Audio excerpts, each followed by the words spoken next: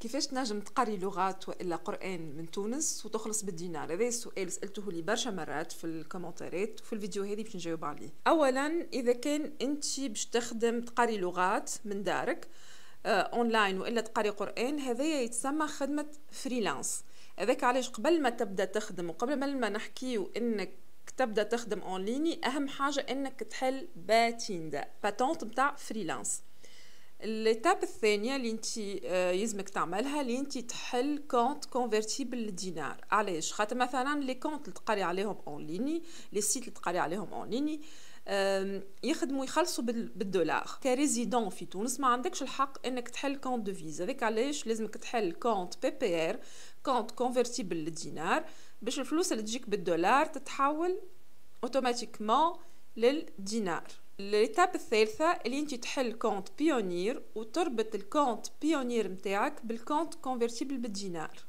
اهم حاجة انك تلم فاتوراتك الكل اللي انت باش تخلص بهم، واللي انت قبل ما تهبط لك الفلوس ولا قبل ما يبعثوا لك الفلوس للكونت متاعك، من الافضل من المستحب انك تعلم البنك متاعك واللي هي باش تثبت بها انت الفلوس هذيك منين جاتك. دونك من اين لك هذا، باش البنك سنترال ما يبلوكي لكش الفلوس اللي انت باش تاخوها اون ليني. ليتاب اللي من بعدها اللي انت تستحفظ بفاتوراتك الكل. اش معناها؟ معناها فاتوراتك اللي خلصت بهم الكل تستحفظ عليهم، فاتوراتك اللي صرفتهم على البروجي نتاعك الكل تستحفظ عليهم. مثلا شنو هي المصاريف اللي تنجم تكون عندك اذا كنت قاري اون ليني؟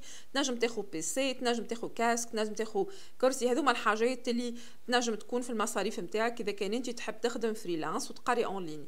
ليتاب الاخرى والمهمه على الاخر اللي انت تتحاسب مع القباضة كل عام. لكن انت ما عندكش، ما هوش جوك القباضة والحسابات، نجم تخلص شخص اللي هو يفضلك امورك مع القباضة. انت ابريتو كي باش تخدم كفريلانسور معناها تقرري راهو لغات اونلاين، راهو اقل حاجه باش تصورها اذا كان انت فريمون ما تخدمش، واذا كان انت كسول باش تصور 300 اورو في الشهر.